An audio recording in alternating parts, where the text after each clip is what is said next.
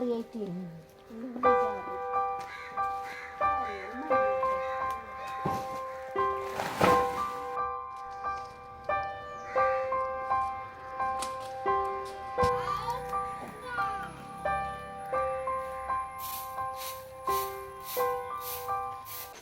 Hello, അസ്സലാമു അലൈക്കും.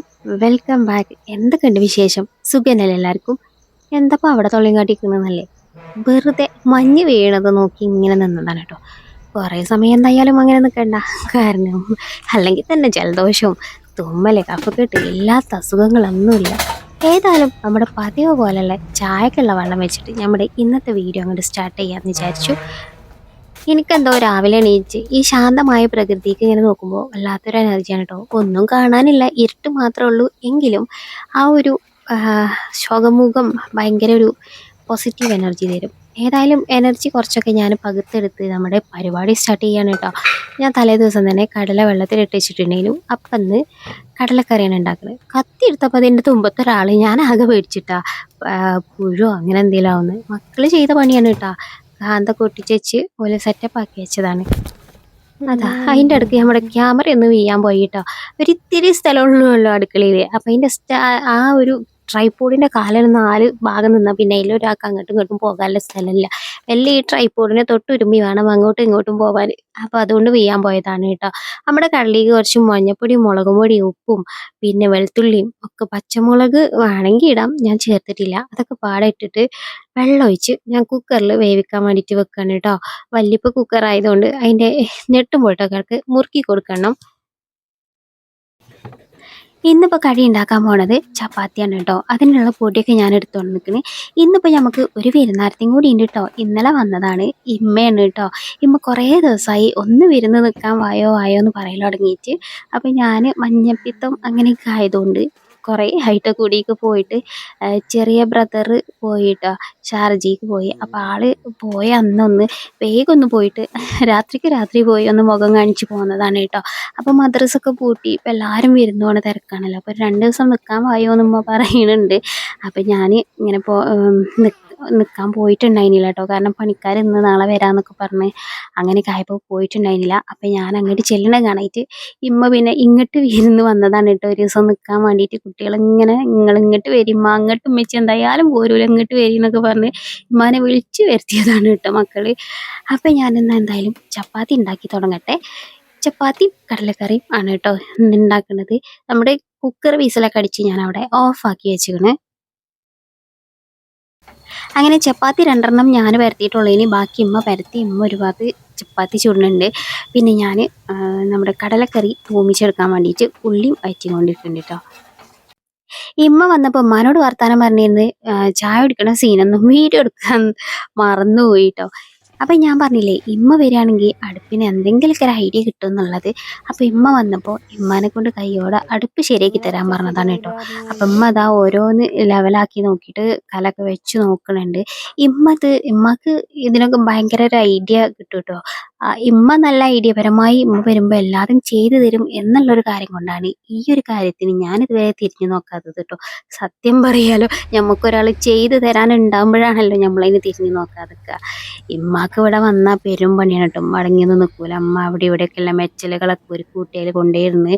പിന്നെ അതേപോലെ ഇവിടെയൊക്കെ പുല്ല് പറിച്ച് അടിച്ചു വാരണ്. അതിൻ്റെ ഇടയ്ക്ക് സെനിമോനും ഉമ്മമാൻ്റെ കൂടെ കൂടിയിരിക്കണം കേട്ടോ. ഉമ്മമാനെ കണ്ടാൽ പിന്നെ ഓനും ഉമ്മമാൻ്റെ കുട്ടിയാണ് കേട്ടോ. അപ്പം ഉമ്മമ്മ ഓനെ മടിയിൽ വെച്ചിട്ടൊക്കെയാണ് പുല്ല് പറിച്ചുകൊണ്ടിരിക്കണത്. ഞാൻ 2 ദിവസം കൂടുമ്പോൾ മാത്രം മുറ്റത്തേക്ക് ഇറങ്ങുന്ന ആളാണെങ്കിൽ ഇമ്മക്ക് എല്ലാ സമയവും വീടിൻ്റെ പരിസരമൊക്കെ വൃത്തിയായി കിടക്കുന്നത് ഭയങ്കര ഇഷ്ടമുള്ള ഒരാളാണ് കേട്ടോ ഇമ്മ.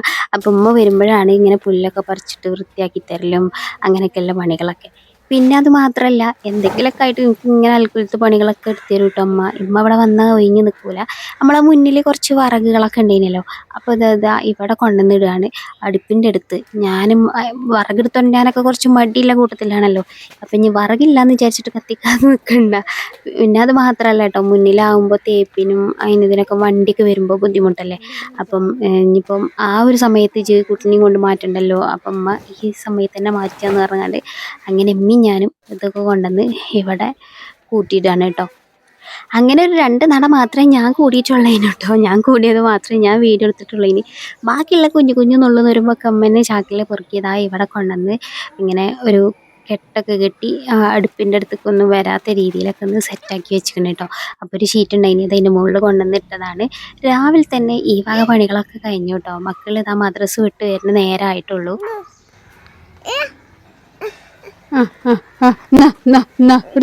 എടുത്തോ എന്താണോ നിർത്തം.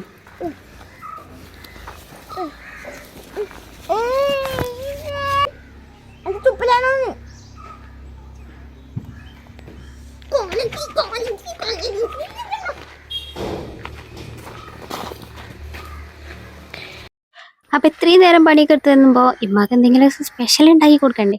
അതിന് വേണ്ടിയിട്ട് കറുത്ത കുത്താൻ വേണ്ടിയിട്ട് വന്നതാണ് കേട്ടോ. ഉമ്മക്ക് പപ്പായ ഉപ്പേരി ഉണ്ടാക്കി തന്നാൽ മതിയായിരുന്നു. അപ്പോൾ പിന്നെ ഉമ്മന്നെ പോയിട്ടൊരു പപ്പായൊക്കെ കുത്തി തന്നു കേട്ടോ. എനിക്ക് ഈ പപ്പായ കുത്താനും അറിയില്ല കേട്ടോ. ഞാൻ കുത്തിയായിരുന്നു 4 കുത്തും ചെയ്യും, പക്ഷേ ഒന്നുപോലും ചാടില്ല. ഇമ്മ വെയിൽ ചൂടായിട്ട് ഉമ്മാൻ്റെ പണി നിർത്തിയിട്ടൊന്നുമില്ല കേട്ടോ. ഇമ്മ അതാ ഒരു കൈക്കോട്ടും പിന്നെ ചൂലൊക്കെ എടുത്ത് ഇതിലെ പുല്ലൊക്കെ പറിച്ച് വൃത്തിയാക്കിക്കൊണ്ട് ഇങ്ങനെ നടക്കണം കേട്ടോ. ഉമ്മക്ക് വീടിൻ്റെ പരിസരം എപ്പോഴും വൃത്തിയായി നിൽക്കണം. ഞാനാണെങ്കിൽ 2 ദിവസം കൂടുമ്പോൾ മാത്രമേ മുറ്റത്തേക്ക് ഇറങ്ങുള്ളൂ. അപ്പോൾ പിന്നെ ഉമ്മക്ക് ഇവിടെ വന്നാൽ മുറ്റം നന്നാക്കൽ തന്നെ ഉണ്ടാവും ഒരു ദിവസത്തെ പണി. ഇമ്മെല്ലാം നന്നാക്കി തന്നാൽ ഇനി ഒരു 4 ദിവസത്തിന് വീണ്ടും ഞാൻ മുറ്റത്തേക്ക് ഇറങ്ങൂല, അല്ലാതെ എന്താ. പിന്നെ ഞാൻ നമ്മുടെ പപ്പായൊക്കെ ഒന്ന് അരിഞ്ഞ് വൃത്തിയാക്കിയെടുത്ത് അതിക്ക് കാന്താരി മുളക് മതി എന്ന് പറഞ്ഞപ്പോൾ തൊടുവിൽ പോയിട്ട് കാന്താരിയൊക്കെ പറിച്ചോണ്ട് നിൽക്കണം കേട്ടോ. പപ്പായ ചെറുതായിട്ടൊന്ന് ചെന വന്ന് തുടങ്ങിക്കണതാണ്. ഇടയ്ക്കൊരു മഞ്ഞ കളറ് പോലെ കാണുന്നത് കേട്ടോ. അപ്പം ഇനി ഇത് ഉപ്പേരി വെച്ചെടുക്കട്ടെ. പിന്നെ ഇന്നലെ കൊണ്ടുവന്ന കുറച്ച് മത്തി ഉണ്ടായിരുന്നു ഫ്രിഡ്ജിൽ വെച്ചത്. അപ്പോൾ അത് ഇട്ട് വന്നിക്കണ്. അപ്പോൾ ഇത് വെച്ചിട്ട് കറി. അപ്പോൾ ഇമ്മ വന്ന ഭാഗമായിട്ട് സ്പെഷ്യൽ ഇതാണ് കേട്ടോ. ഉമ്മക്ക് അങ്ങനെ സ്പെഷ്യൽ വേണം എന്നൊന്നുമില്ല.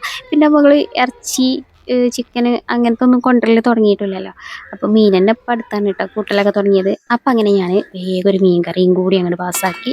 ഞാൻ അടുപ്പത്ത് ഉണ്ടാക്കണം എന്നൊക്കെ വിചാരിച്ചു, പക്ഷേ കഴിഞ്ഞ ദിവസം ഉണ്ടാക്കിയതിന് അത്ര ഒരു ഇൻട്രസ്റ്റ് വീണ്ടും അടുപ്പ് കത്തിക്കാൻ വേണ്ടിയിട്ടില്ല കേട്ടോ. അപ്പോൾ ഞാൻ വേഗം ഗ്യാസുമ്മ വെച്ച് വേഗം മീൻ കറിയും കൂടി റെഡിയാക്കി. അപ്പോൾ ഈ മീൻ കറിയോട് കൂടെ ഇന്നത്തെ വീഡിയോ അവസാനിപ്പിക്കുകയാണ്. വീഡിയോ നിങ്ങൾക്ക് ഇഷ്ടമായിക്കണമെങ്കിൽ ഒന്ന് ലൈക്ക് ചെയ്യണേ. പിന്നെ ചാനൽ ആദ്യമായിട്ട് കാണുമല്ലുണ്ടെങ്കിൽ സബ്സ്ക്രൈബ് ചെയ്യുക. പിന്നെ നിങ്ങളുടെ അഭിപ്രായം കമൻ്റായിട്ട് രേഖപ്പെടുത്തുക. അപ്പോൾ ഇന്നത്തെ ഒരു കുഞ്ഞു വീഡിയോ ആയിരുന്നു. അപ്പം ഞാൻ വലിയ വീഡിയോസൊക്കെ ആയിട്ട് ഞാൻ വീണ്ടും വരാം കേട്ടോ. അസ്സലാമു അലൈക്കും, ബൈ ബൈ.